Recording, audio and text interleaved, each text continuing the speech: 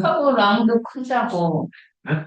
서울왕도 큰자잖아, 좀. 예, 그리고 뭐, 사람이 얻기 위해서 있었다고. 맞아요. 네, 그렇게 맞죠. 예, 예. 그리고 뭐, 서울도, 서울 했을 때는 큰자였어요.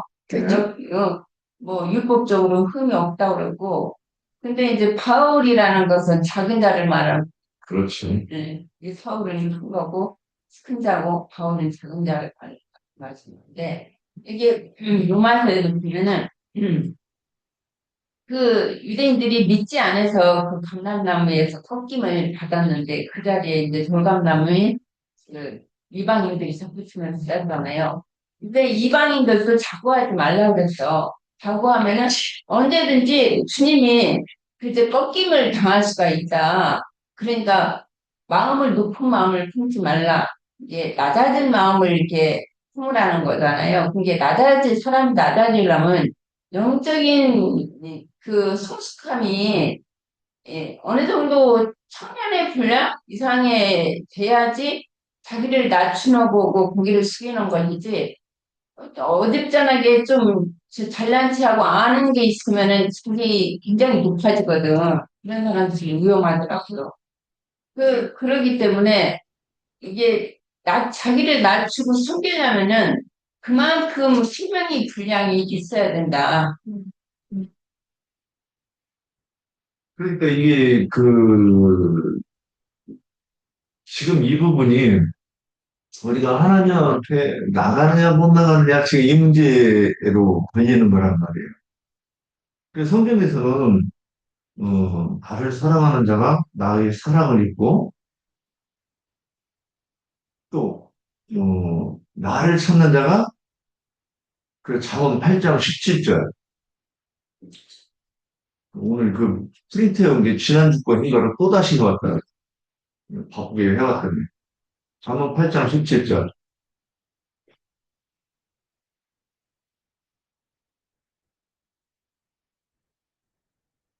읽어보세요. 나를 사랑하는 것이 나의 사랑을 입으며 나를 간절히 찾는 자가 나를 만날 것입니다. 우리가 내게 있고 장구한 재물과 의도 그러한다. 내 열매는 금이나 등금보다 나으며 내 소득은 천금보다 나으리라. 나의 의로운 길을 향하며 공평한 길 가운데로 다니나니 이는 나를 사랑하는 자로 재물을 얻어 그 곳간에 채우게 하려 합니다. 예. 그러니까 나를 사랑하는 자들이 나의 사랑을 입으며 나를 간절히 찾는 자가 나를 만날 것이니라. 이거 뭘로 보여요? 겸손으로 봐야 되는 거예요, 여기서. 그리고 우리가 하나님이 말씀이시고, 그분의 말씀하신 것이 성경에 기록되어 있는데, 이 성경을, 첫째는 여기에서 하나님의 의도가 뭐지? 이거를 찾아야 되는 거죠. 우리가 그것을 찾아서, 그러면 이제 내가 찾은 것 같아. 깨달은 것 같아. 그거 막 들고 뛰면 되는가? 아직 어린아이인데, 내가. 그리고 여자인데. 그러면 이걸 가지고 들고 뛰면서 가르치려고 하면 안 되는 거야. 먼저, 내가 이렇게 내가 지금 계시를 받은 것 같은데 분별해 주세요. 그래야 되는 거잖아요. 여자나 어린아이면. 그리고 이것이 자꾸 시간이 지나면, 어, 점점 더 밝아진 거 명확함이 보이게 되고, 그러면 교회 내에서 당연히 드러나는 거예요. 드러나면 내가 막 누가 알아주기를 바라지 않고, 내가 올라가려고 안 해도 자연스럽게 하나님의 영광이 그 통해 나타나는데 어떻게 그걸 가리겠느냐고. 그런 때가 올 때까지 그냥 기다리면서 저기 머리 쓴 여자로, 이 배움을 받고 있으면 자연히 장성해지는 거 아니에요? 그러면 시간 지나면 이제 또 자기도 전도해서, 모이는 사람들이 있을 것이고, 그들을 통해서 또 이렇게, 자연스럽게 적응나는, 그러니까 부모가 아들을 키우면 때가 되면 자연스럽게, 결혼시켜가지고 적응 나는 거잖아요. 그래서 자기 하려면 뿌릴 때가 오는 거야. 내가 키 크는지 언제 키 크는지 알아요? 네? 내가 언제 시대를 쳤는지, 뭐 내가 그게 시간과 저기로 아느냐고. 근데 자연스럽게 때가 되면 내가, 그, 남편이 될 만한, 그, 아이를 낳을 만한 때가 온다는 거지. 그래서 이런 것들이 우리 신앙에서 이게 적용이 안 되면 곤란한 거죠. 그래서 오늘 다윗이 불렀을 때 다른 나라도 불렀다고 하는데 다윗은 이 택함을 받는다고 하는 것은 오늘 잠언 8장 17절이 생각나는 거예요. 누구는 어, 야, 외모 보지 마. 내가 그를 버렸어. 이렇게 얘기하시는데 누구는 나를 사랑하는 자들이 나의 사랑을 입는다는 이 조건이 성립이 되려고 하면 그는 어떤 사람인가? 그래서 이후에도 이제 나와요. 그 말씀을 보면 그 전장터에서 다윗이 막 먹고 다니니까 엘리압이 막 야단을 쳐요. 어? 네가 교만해가지고 여기 와서 이 전쟁터에서 한번 공을 세워보려고 하는 것이냐 이런 식으로 지금 얘기한다. 그 말씀 읽으면서 뭐 느껴지지 않아요? 지금 이 일은 그 기름 부음이 받고 난 이후잖아요.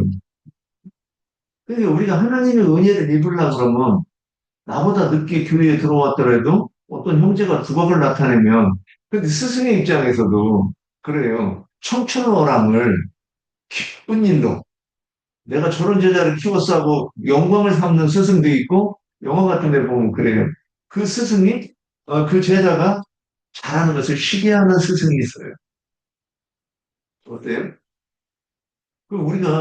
우리는 지금 영적인 세계에서 내가 누군가를 스승으로 가르쳤는데 어떤 지체가 그래. 그랬더니 점점 하더니 아니, 성경을 해석하는 걸 보니까 어느 날 나보다 더 잘 가르쳐. 아, 그럼 이거 어떻게 해야 돼요?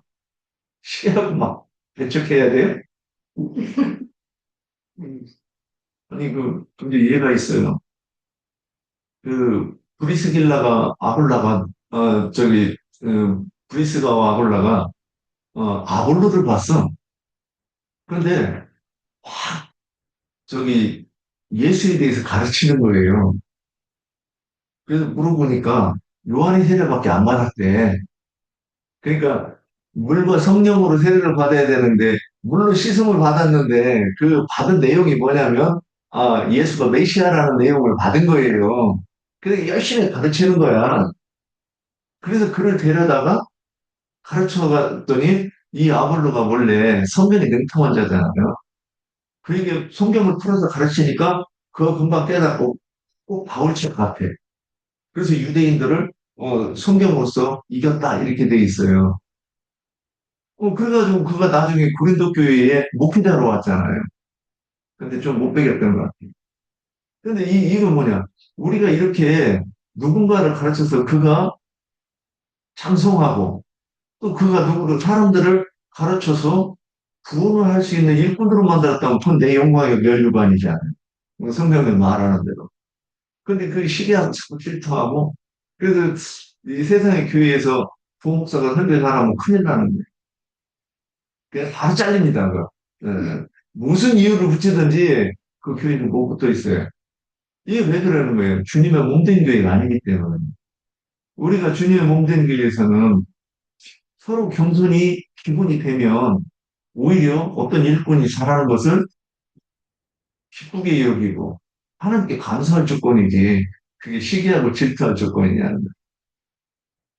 그래서 성경에서 야고보서 4장 6절 뭐 베드로전서도 있는데 전번에 또 뭐라고 되어 있느냐 진실로 그는 거만한 자를 비웃으시며 겸손한 자에게 은혜를 베푸시나니 그랬어요. 여기서 우리가 음, 하나님 앞에서 내가 겸손한 거를 잘 발견을 못해요. 참 이게 우리는 스스로 속는 게 뭐냐면 뭐는 내가 기준이야. 신앙생활 할 때도 그렇고 그래서 내가 기준이어서 말씀이 기준이면 이렇지 않은데 내가 기준이어서 교만도 내 기준으로 보는 거예요. 그리고 나는 자에다가 안 돼. 이 자에다가 내 기준 딱 해보고 내가 여기 넘칠 거예요? 부족한 이거를 안 봐. 남만 봐, 남만. 와, 예. 그러니까 이런 것들이 그게 되면 일상이 되는 거예요. 그럼 이걸 짚어주지 않으면 사실은 죽을 때까지도 모르는 사람들이 있어요. 그래서 그러면 그냥 모르면 모른다고 하고 그 다음에 질문을 하면 은혜 받을 기회가 있을 것인데 자꾸 판단질하고 응? 저기 이, 우리 장로님이 목소리가 그래 아빠님 목소리야 이게 왜 이런 얘기가 나와요? 자꾸 그게 걸리는 거야 그 사람은. 우리 예전에 뭐 저기 은혜와 진리의 주영무 목사 같은 경우 삼박자가 완전히 갖춰 있어. 키가 나만 해요. 얼굴이 나보다 더 잘생겼어. 그런데 그 목소리가 중저음 목소리로 사람들이 다 그래요. 여자들이 그 목소리에 환장하네. 진짜 그래요. 거기에다가 설명을 많이 외우고 그래가지고 할 때 별로 바깥 얘기는 안 해. 그런데 성경을 그냥 성경만 그 한 것이고 그것을 쓸 때 거기다 살짝살짝 적일 때 자기 설계의 주제로 맞춰가지고 그거를 성경을 꿰놓는 거예요. 근데 이거 성경을 안 읽은 사람은 그 설교를 듣기도 어렵지만은 근데 사람들은 어찌됐든 자기도 성경을 안 읽고 그 순복음교인들이 성경을 안 읽거든요. 정말 무식해요. 그런 기독교 다닐 때 기독교 자체가 말씀이 없죠. 지금 기독교가 뭐 성경을 안 읽는 시대 맞아요. 그리고 그런 목사님들 중에서도 창세기 1장 덮어놓고서는 그 1장에 뭔 내용이 있는지 아는 사람이 몇이나 될까 이런 의문을 품어보기는 하지만 내가 그뭐 단정해서 얘기할 수는 없고 그런데 그런 조건이 이런 얘기를 하는 걸 내가 들어봤어요.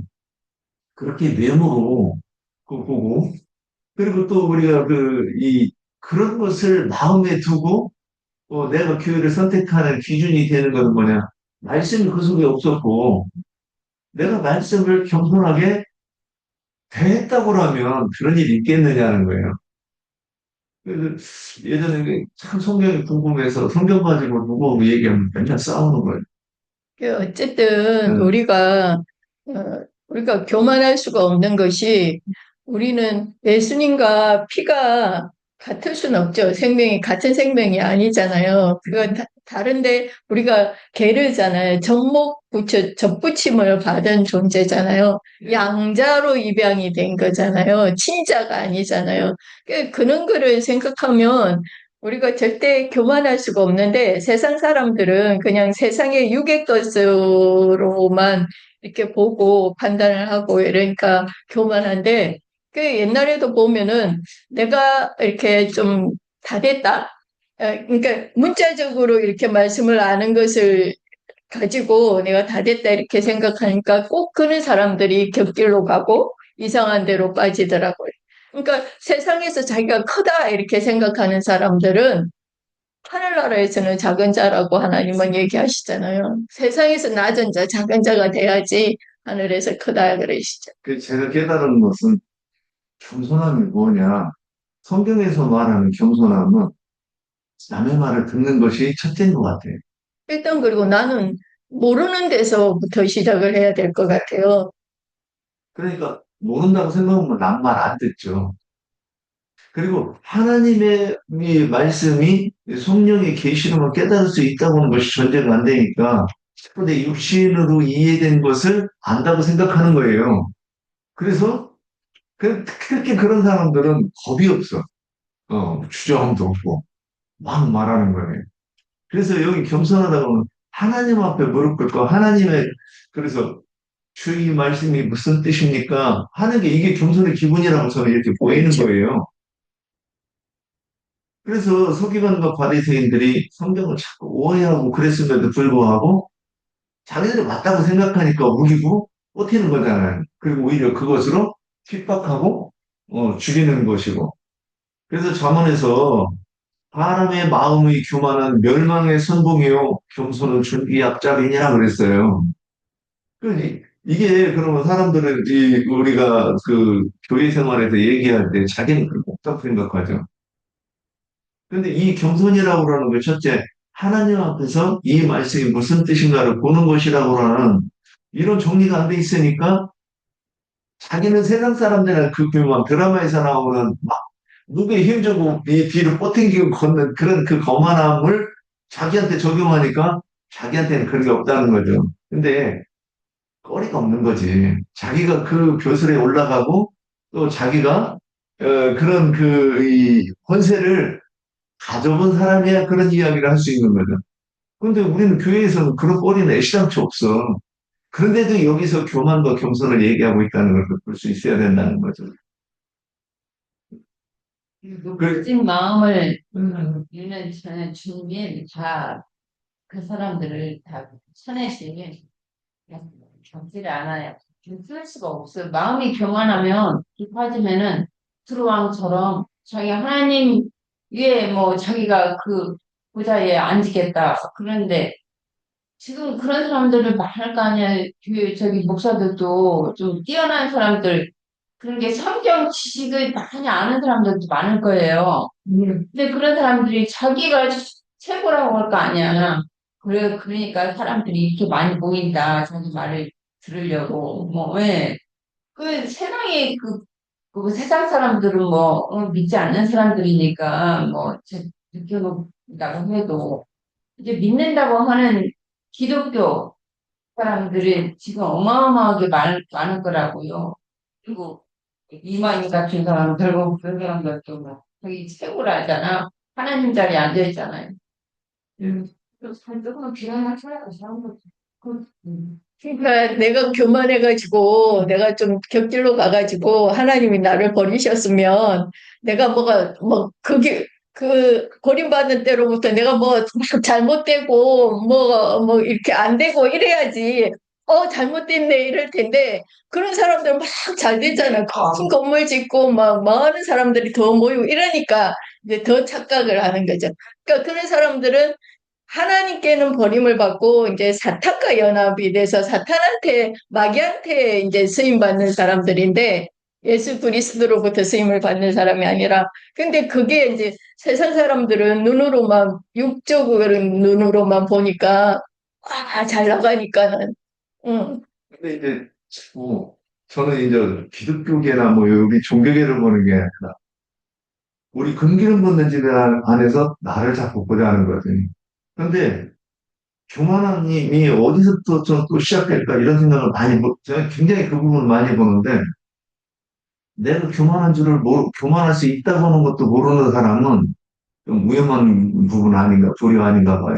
왜 그러냐면 나부터도 사소한 것을 별거 아닌 것 가지고 특히 내가 좀 누구한테 막 인정받을 때 어깨가 어쓱 올라가고 막 기분이 붕 뜨거든.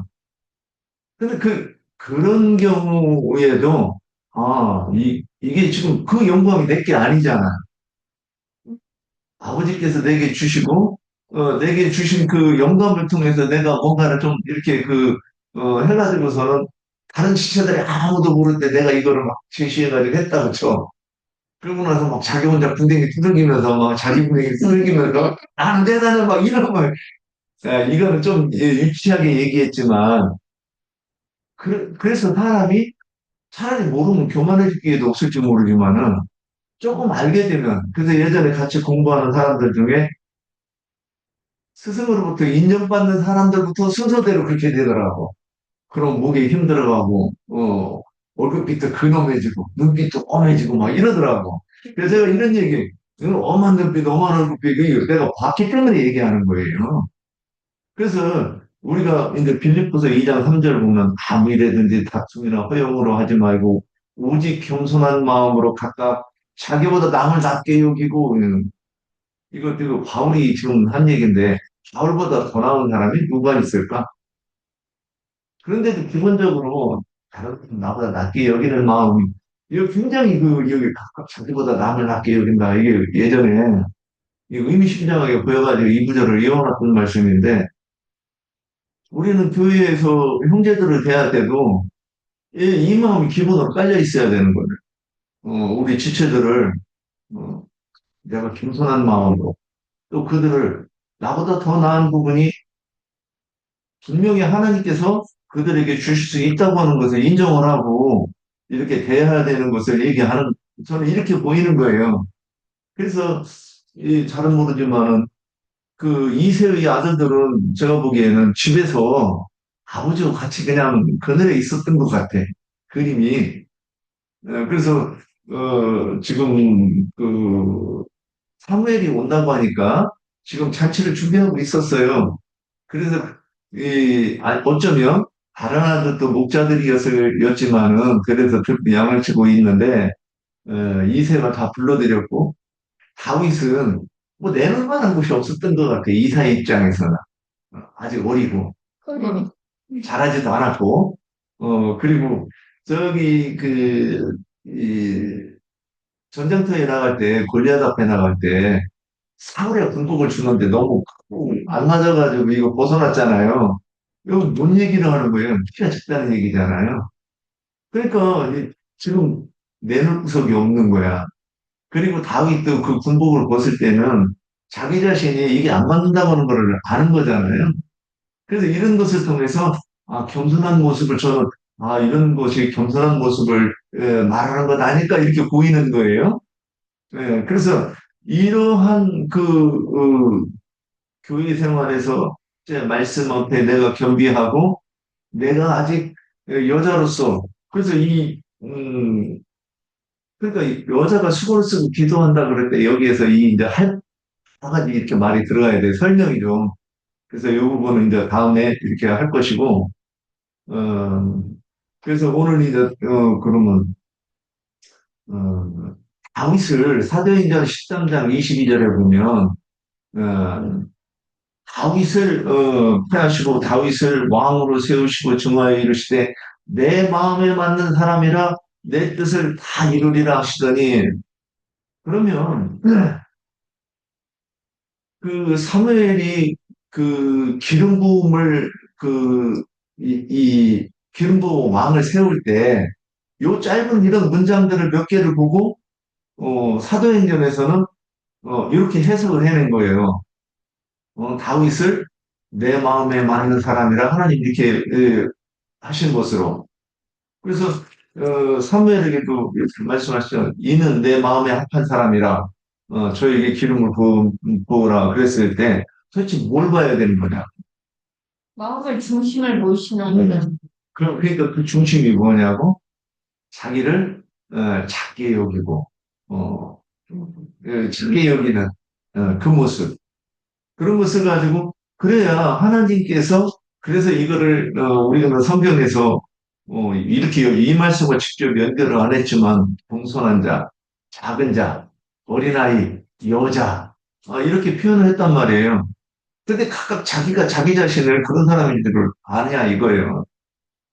그렇게 알아서 하나님 앞에 그 말씀 앞에 자기가 그런 자세를 취할 때 그러니까 그런 자세를 취하면 줄이고 목마른 사람이라는 거잖아요. 마태복음 5장에서 심령이 가난한 자, 그 사마리아 여인도 어떻게 예표가 돼요? 마태복음 5장하고 연결해서 짝을 지으면 그 사마리아 여인이 그리고 내가 이 물을 길러오지 않고 그 주님 금방 말씀하신 그 물 나에게 주어가지고 내가 다시는 이 샘물에 길러오지 않게 하소서 이렇게 얘기를 했잖아요. 이런 것들이 뭔 얘기를 하느냐면 주님의 입에서 공급되는 말씀을 지금 찾는 자를 얘기하는 거예요. 그래서 민수기 1장 1절, 2절까지 거기에서 볼 때 백성의 수요를 시라 세워봐라. 그랬을 때 백성의 조건이 뭐냐? 20대 이상의 남자로서 남자예요. 그 전쟁을 수행할 수 있는 그 사람들을 하나님의 군대라고 이렇게 얘기하는 거예요. 그래서 여기서 조건이 이게 뭐냐면 20대 이상의 남자로서 전쟁을 수행할 수 있는 자는 그걸 뭐냐면 민숙이 그래서 백성의 수요라는 얘기예요. 책 제목이. 그래야 하나님의 백성 이렇게 되는 거죠.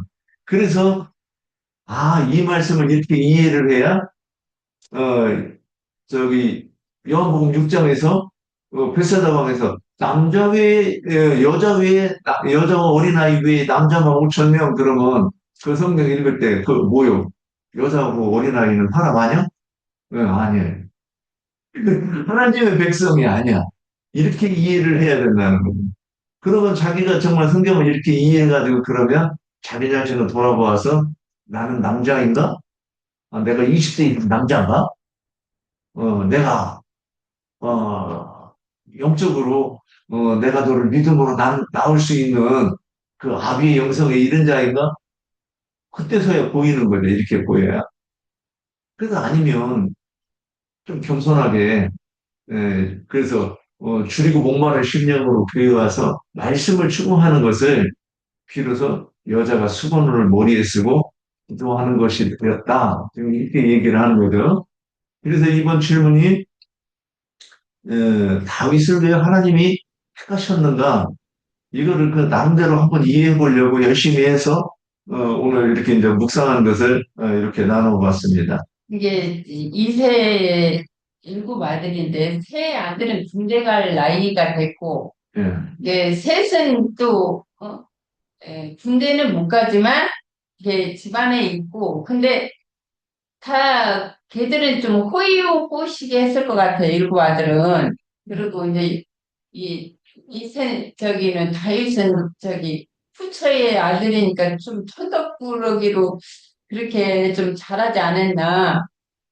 좀 더 그래, 험한 일, 예, 그러니까 한 10대 정도 됐을 건데 이제 양치는 그런 저기를 일을 시켰고 또 뭐 형들한테 군대 간 형들한테 뭐 국궁국시 그런 것을 이제 주고 그때는 이제 군대에서 뭐 그 지금처럼 그런 이제 법 같은 거 그런 저기가 안 나왔을 거고 그때는 이제 가정에서 이렇게 해서 심을 해가지고 이제 보냈을 거다. 근데 그들이 이제 그게 또 증명을 갖고라고 했잖아요. 저 이세가 이제 그 확답을 받아오라는 거지. 그런 게 자유당은 그래서 나다진 자 집에서 천덕꾸러기로 그런 대우를 못 받았기 때문에 낮아진 자가 아닌가. 낮춤을 자기들 형들과 달리 그런 대우도 못 받았을 것 같다. 좀 더 형들하고 달리 좀 더 험한 일, 네, 그렇지. 위험한 일을 아버지가 시켰을 때도 전혀 불만이 없이 거기에 이제 불평하고 불만했다는 얘기가 없고 그냥 그 일을 잘 수행해 나가고 충성스럽게 일하는 그런 그 이 다윗으로 어, 봐야 되고 또 하나님이 그런 다윗의 모습을 겸손하고 또 하나님을 찾는 자로 이렇게 했던 것 아닌가. 그래서 다윗도 목자였고 형들도 목자였을 거라고 당연히 봐야 되는 거죠. 근데 그 다윗이 그 양떼를 칠 때 목자로서의 그 목자가 갖춰야 될 모든 덕목을 갖춘 그 모습을 볼 수 있죠. 음. 그래서 이 부분은 이제 다음에 그 질문으로 또 더 이어갑시다. 네. 오늘 나눈 것 중에 좀 더 더 나누고 싶은 거 있어요? 예. 없으시면 자 혹시 장로 형제님 오늘 뭐 하신 말씀에 좀 더 해주실 말씀 있을까요? 뭐 다들 여러 말씀들을 잘 펼치고 잘 하셨는데 한 가지를 명확하게 할 필요가 있다 싶은 생각이 들었어요. 성경에 보면 어린아이와 여자 외에 5천 명 또는 어린아이와 여자 외에 4천 명을 먹고 뭐 백광절이 백다구니가 남았다 이제 이렇게 표현이 됐기 때문에 그 표현의 의미를 잘 이해할 필요가 있는 거예요. 우선 여자와 어린아이와 그 20세 이상의 남자를 다 포함하면 다 하나님의 백성들이에요. 요즘은 하나님의 백성들 중에서 싸움에 나갈 만한 자만을 말할 때, 즉 하나님의 군대, 하늘 군대를 특별히 말할 때는 20세 이상의 남자가 몇 명이라는 수에 들어가야 된다는 거예요. 예, 여자와 어린 아이들을 포함하면 백성들이죠. 전체가 다.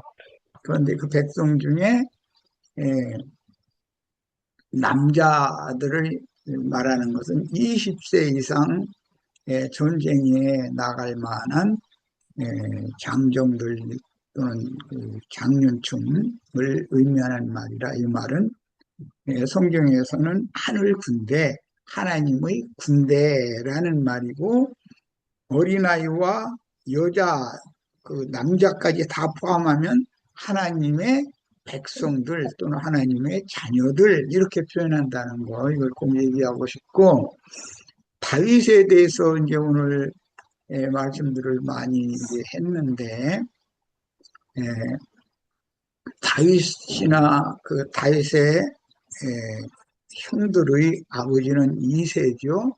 그런데 이세의 전처에서 아들이 일곱을 낳았으나 한 아들이 죽었어요. 그리고 다윗은 이세로 봐서는 후초의 아들인 거예요.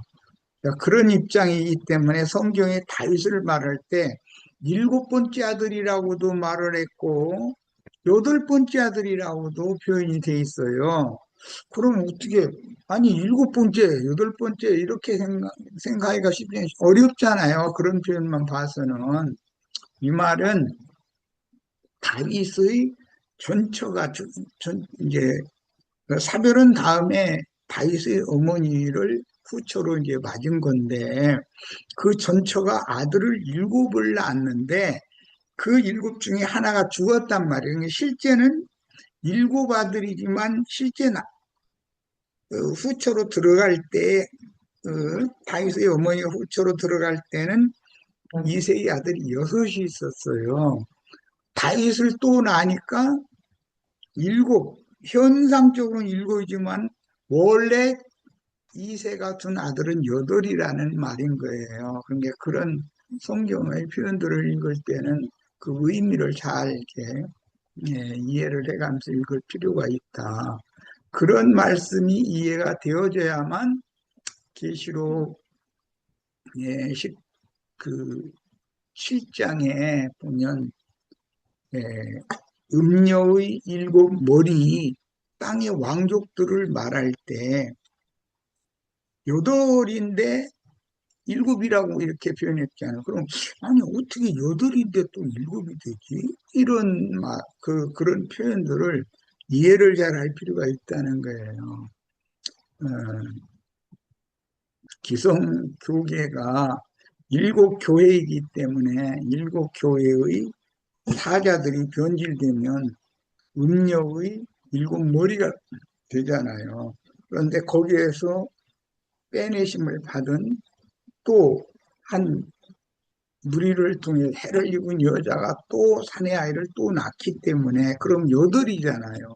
그러나 실제로는 그 일곱 중에 하나는 폐위되기 때문에 하는 말이라는 거예요. 그럼 실제는 여덟인데도 일곱이 된다는 그런 의미를 이해를 잘할 필요가 있다 생각합니다. 네, 이상입니다. 지금 말씀 조금 어렵기는 하네요. 오늘 제가 늘 이렇게 그렇게 보여가지고 그렇게 표현했던 부분 중에서 여자와 아이는 뭐 백성 아니요? 이렇게 얘기했던 건데 이런 그 반성적인 그런 표현을 오늘 형제님이 이렇게 딱 짚어주시니까 제가 뭐 그 머리에 수건 쓴 것도 그렇게 이해하는 것이 맞는지는 모르겠지만 이 감사하게 이렇게 받을 일이지 이 자존심 상할 일이 아니죠. 예, 참 감사합니다. 여기 예, 다윗이 이세로 봐서는 여덟 번째 아들이지만 일곱째 아들이라고 성경이 표현을 하잖아요. 삼무엘기에서. 그것은 전초의 아들이 일곱이었는데 하나가 죽었다는 말이에요. 그래 다윗이 들어가서 실제는 여덟 번째 아들이지만 일곱을 채우는 거잖아요. 지금 내가 하는 말 뭔 말인지 아시겠죠? 네. 자, 이런 구약 성경의 이치를 알아야 계시록 17장에 음녀의 머리가 일곱이라고 그랬어요. 그 일곱은 일곱 교회의 사자들을 상징한 거예요. 그러니까 다 세속화되고 타락했다 이거죠. 교회 인도자들이. 그러면 그 일곱 중에 들어가는 자가 여덟 번째가 된다. 계시록 17장 이렇게 돼 있잖아요. 그 말은 빌라델피아 교회, 계시록의 일곱 교회 중에서 빌라델피아 교회의 사자는 7에도 들어가고 8에도 들어가는 사람이란 말이에요. 그 사람은 무슨 말인지 이해하시겠어요? 이 사람은 하늘에 해를 입은 여자가 낳은 아들로도 들어가고 7교회 중에서 하나님이 생각하고 있는 하나님의 아들, 다운 아들, 이제 많은 아들이 있지만 아들다운 아들, 아들 중에 아들, 이제 이런 말인데 그 중에도 들어간다 그런 말이에요. 그러니까 이런 성경을 이해할 때는 그런 말하고자 하는 의미를 잘 이해를 해가면서 성경을 읽어야 된다는 걸 얘기한 거예요. 내 말이 그렇게 어려운 말이 아니죠? 네. 나만 어렵네. 이게 아직 계시가 좀 필적해가지고 여기 하는 거니까 좀 두고 묵상을 해야 될 것 같습니다. 자, 그러면 오늘 집회는 여기서 마치겠습니다. 수고하셨습니다.